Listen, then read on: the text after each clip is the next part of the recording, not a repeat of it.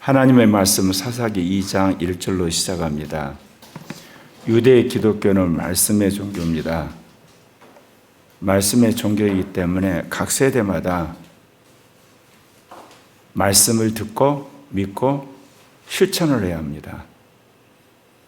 이거는 무엇과 다른 종교냐면 유대 기독교는 문화 종교가 아니에요.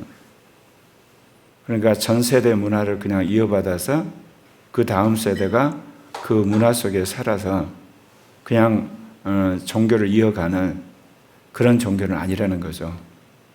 그러니까 기독교는 한 시대만에 완전히 멸할 수도 있고 부흥할 수도 있습니다. 왜냐하면 전 세대의 말씀을 믿었는데 다음 세대가 말씀을 안 믿으면 그냥 단절이 되는 겁니다. 그리고 전 세대는 말씀에 대해 별 볼 일 없었는데 그 다음 세대가 성령 안에서 엄청난 부흥하게 되면 갑자기 흥황하기도 합니다. 그래서 유대의 기독교 역사는 끊임없이 주님으로부터 받은 말씀을 전승해야 될 뿐만 아니라 그 시대에 주시는 말씀을 또 받아야 합니다. 그래서 유대 기독교 역사를 보면 하나님의 말씀을 전승을 하죠. 그런데 교회가 타락했다는 이야기는 그 시대에 하나님이 하신 말씀을 받지를 못해요. 그러면 타락하는 거예요. 그러면 공백기가 그러지 않죠. 기존에 있는 말씀을 그대로 리피트하는 거예요. 그러면서 세속적인 그런 욕망이나 그런 사상들이 교회를 점령하기 시작하죠. 그랬을 때 교회가 이제 타락하는데 그런 속에 그루터기였던 사람들이 남아있죠. 그래서 그런 사람들이 교회를 보면서 한탄하고 탄식하고 슬피 울고 긍휼히 여길 때 하나님이 그에게 성령을 부으시고 그 시대에 맞는 말씀과 그런 놀라운 역사를 일으키시는 거예요. 그것은 출애굽 이후부터 지금까지 계속되는 겁니다. 오늘 보게 되면 사사기 2장 1절에 보면 여호와의 사자가 길갈에서부터 보기므로 올라와 말하되 내가 애굽에서 올라오게 하여 내가 너희 조상들에게 맹세한 땅으로 들어가게 하였으며 이제 여기 보면 여호와의 이제 사자가 와서 이스라엘 백성을 애굽에서 여기까지 온 게 이야기를 하면서 너희 조상들에게 약속한 땅으로 너희들을 이제 들어가게 할 것이다. 나는 너희와 맺은 언약을 결단코 어기지 않겠다. 하나님과 인간이 언약을 하는데요. 하나님이 언약을 먼저 어긴 적이 없어요. 이걸 꼭 기억하셔야 돼요. 그러니까 여러분 가끔 이런 생각이 있어요. 하나님이 나를 버리셨을까? 그건 거짓된 생각이에요. 하나님이 나를 지옥에 집어넣은 거 아니야? 그건 거짓된 여러분 생각이에요. 하나님이 먼저 여러분을 지옥에 집어넣는다든지 하나님이 먼저 여러분을 버려버렸다든지 하나님이 먼저 여러분을 마귀밥이 되라고 한 적이 없어요. 모든 것들은 내가 하나님의 약속을 의심하고 하나님이 하신 말씀을 잊어버리고 하나님이 주신 그런 어떤 명령을 내가 먼저 어기는 겁니다. 그것도 수없이 어기는 거예요. 그러면 하나님이 그럴 때마다 성령을 통해서 경고를 하시는 거예요. 그러도 안 될 때 하나님의 인내가 바닥되면 하나님 떠나시는 거지. 하나님이 여러분을 구원하기를 그토록 여러 가지 방법과 수단과 사람을 통해서 불러냈는데 여러분이 죄에 몇 번 졌다고 하나님 화가 나가지고 던져버리고 밀어내버리고 쫓아내지 않는다는 거. 이거는 성경에서 일관된 하나님의 속성이고 하나님의 성품이라는 거 꼭 기억하셔야 돼요. 그래서 하나님이 아브라함, 이삭, 야곱과 한 약속 내가 반드시 지킨다는 거예요. 그래서 모세 때 너희를 여기서 끄집어냈고 그리고 여호수아 때 너희들이 약속한 그 땅, 적과 그는 가나안 땅 반드시 너희들로 하여금 그걸로 차지하게 할 것이다. 이제 그렇게 이야기하시는 거죠. 그래서 내가 너희와 함께 언약을 영원히 어기지 아니하리라. 그러면서 주님이 뭐라고 그러냐면 이 땅에 있는 주민과 언약을 절대로 맺어서는 안 돼요. 그리고 그들의 재단을 완전히 헐어라. 그런데 두가 있잖아요. 하나님과 맺은 언약은 나는 어기지 않을 테니까 너희들이 철저하게 지키고 다른 이방 백성과 언약을 맺지 마라. 두 가지 의미가 있는 거죠.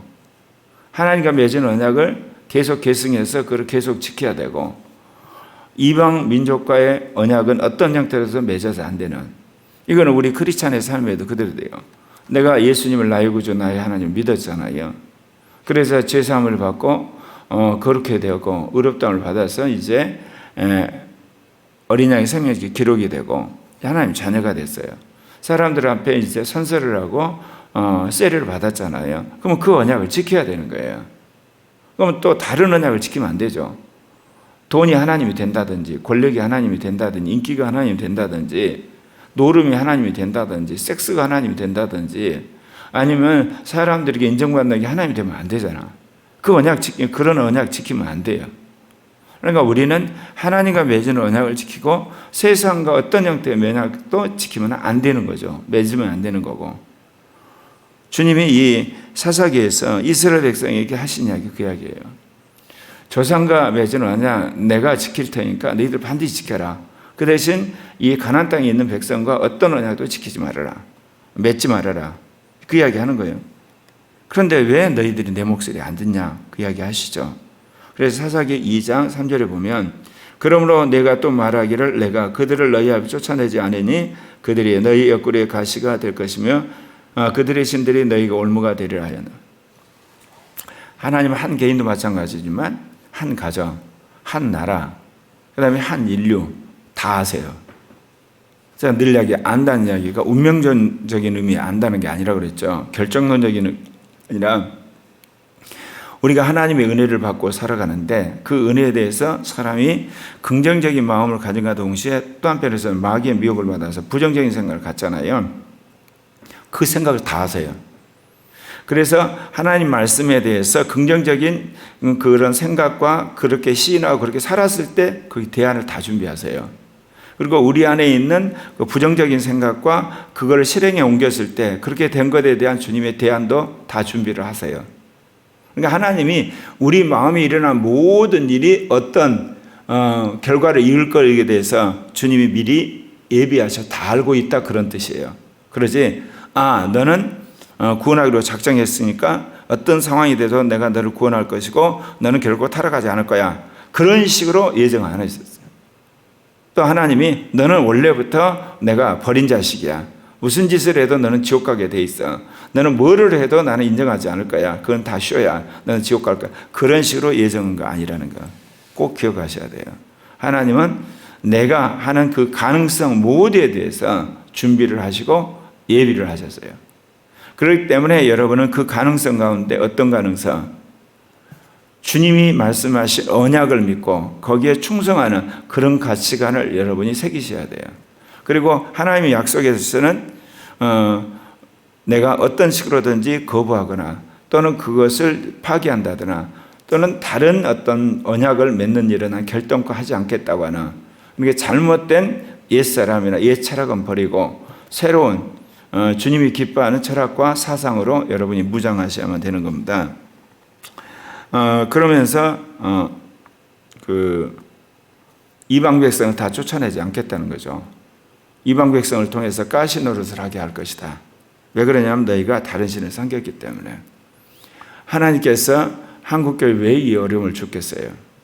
한국교회가 어렵고 힘들고 그런 상황에서는 오직 하나님만 섬기고 예수 그리스도의 복음에 진력을 했어요. 성경 말씀도 산다고 그랬는데 교회가 돈의 노예가 되고 권력의 노예가 되고 체면의 노예가 되고 그리고 교세의 노예가 된 거예요. 그리고 거짓하고 협잡하고 그러니까 하나님께서 한국 교회가 시대적인 정신을 잃어버린 거예요. 시대가 어떻게 돌아가는지를 모르고 그래서 이 엄청난 환난과 어려움을 당하게 된 거죠. 세상이 우습게 하는 거예요, 교회를. 그 팬데믹 상황에서 문재인 정권이 어때요? 교회를 하고 예배드리지 못하게 하는.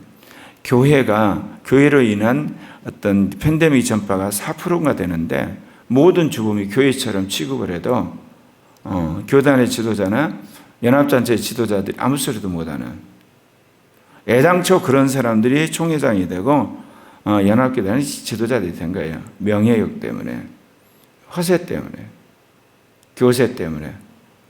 민족의 지도자라기에는 너무나 부끄러운 짓들을 한 거예요. 그런데도 불구하고 한국의 천만 기독교인들이 그거를 보면서 얼마나 한탄하고 그리고 민망해하고 속상했어요. 하나님 때문에 부르짖은 거예요. 그러니까 하나님께서 이재명 같은 기가 막힌 여권 후보가 대통령 후보가 되므로 반면교사가 돼가지고 국민이 완전히 여론이 반대로 뒤집어져서 대장동 특검을 하고 70% 바뀌어진 거예요.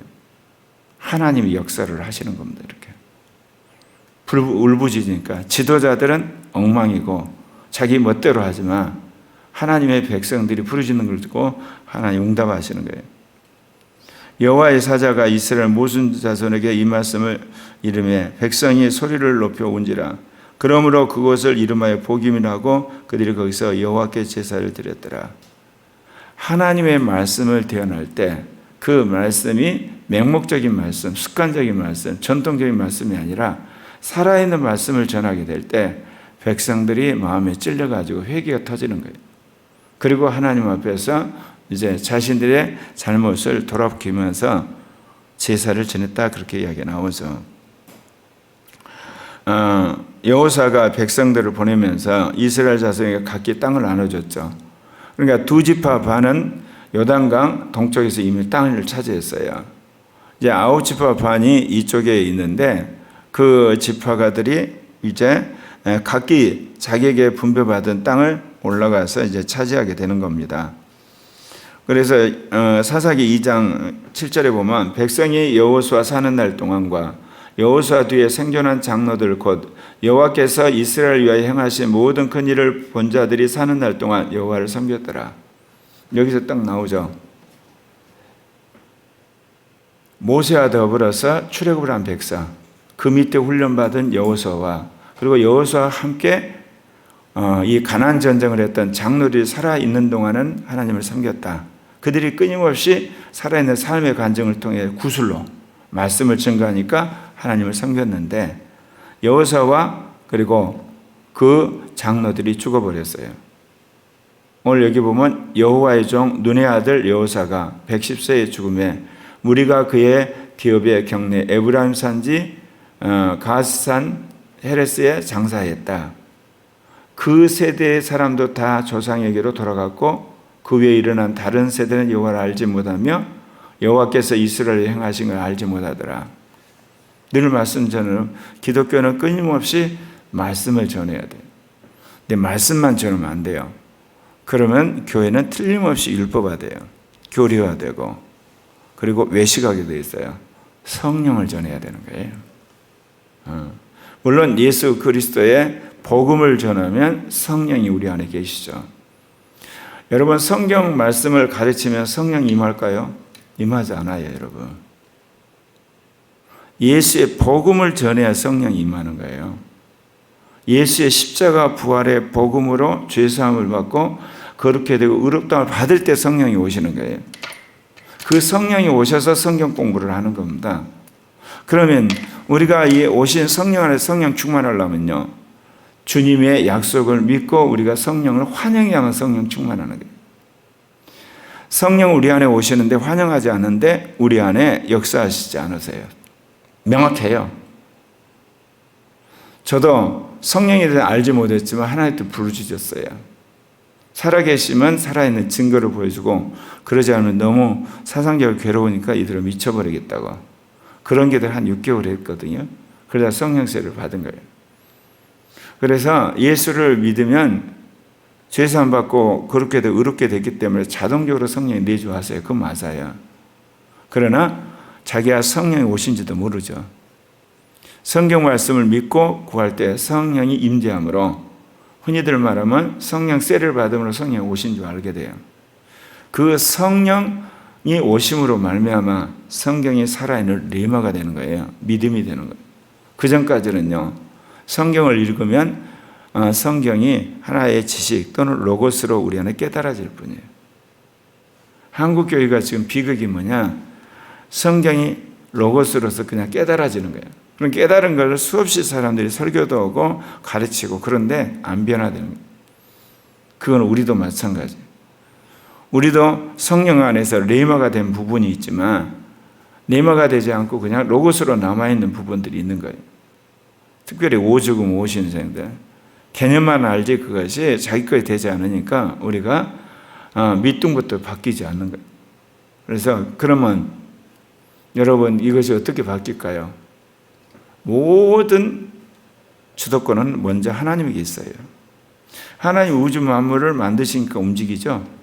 하나님 인간을 만드니까 인간이 숨쉬죠. 하나님 우리에게 은혜를 주셔야만 우리에게 믿음이 생겨요. 그 믿음 가지고 다시금 하나님 앞에 우리가 구하게 되는 거예요. 모든 주도권은 하나님에게 있어요. 하나님 은혜가 있어야지 인간이 그 다음에 자유의지를 활용하는 거예요. 하나님 은혜를 걷어가 버리면 인간은 죄질 수밖에 없는 운명론에 빠져요. 필연적으로 죄만 져요. 악한 짓만 하고. 그래서 성경에서 버려둔단 말을 하죠.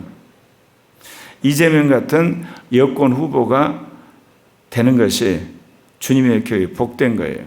왜냐하면 하나님 버려버렸거든요. 버려버린 사람 회개를 못해요. 하는 것마다 거짓말이고 하는 것마다 사기고 하는 것마다 한마디로 말해서 낯짝 뜨거운 그런 궤변을 늘어놔요. 그럴 때 상식적인 국민이 볼 때 반면교사가 되는 거예요.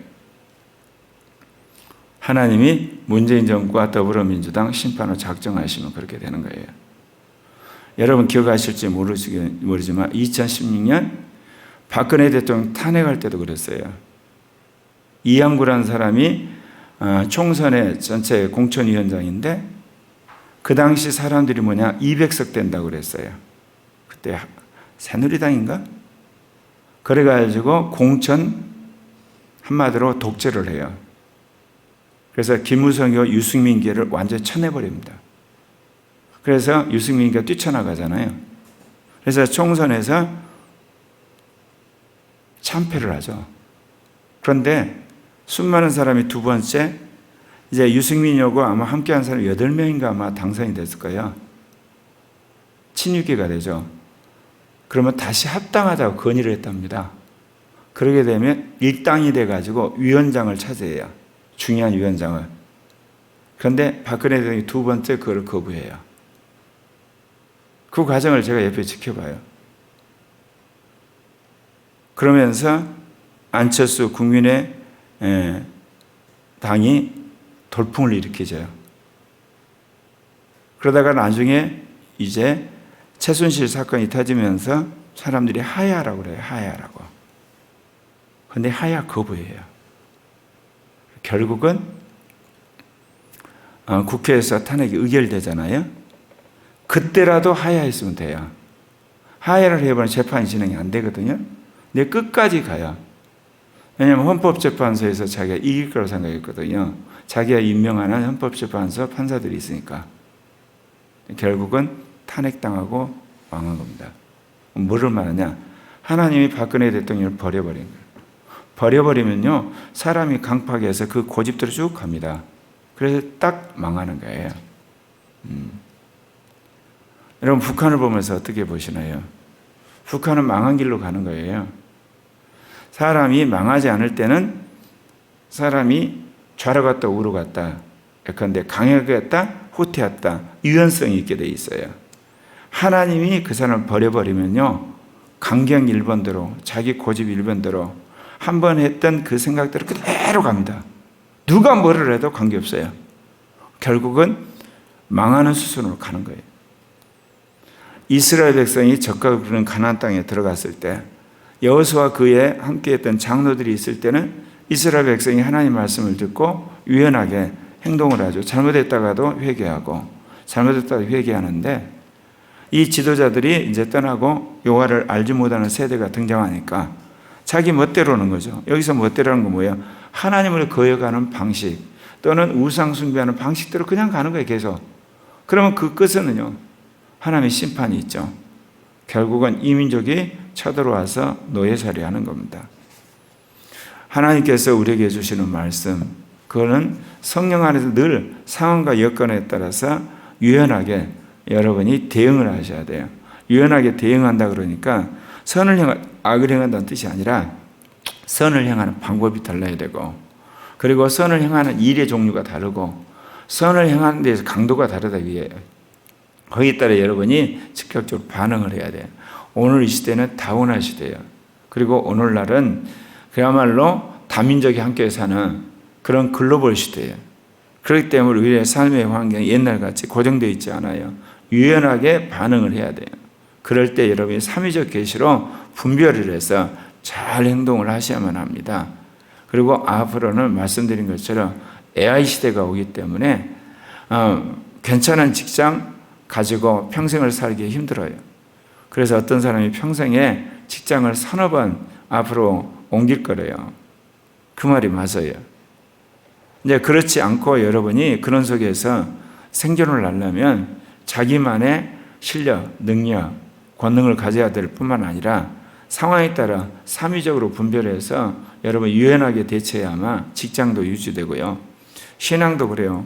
시대가 워낙 급변하기 때문에 예전처럼 그냥 습관적으로 교회 나오고 기도하고 그게 아니.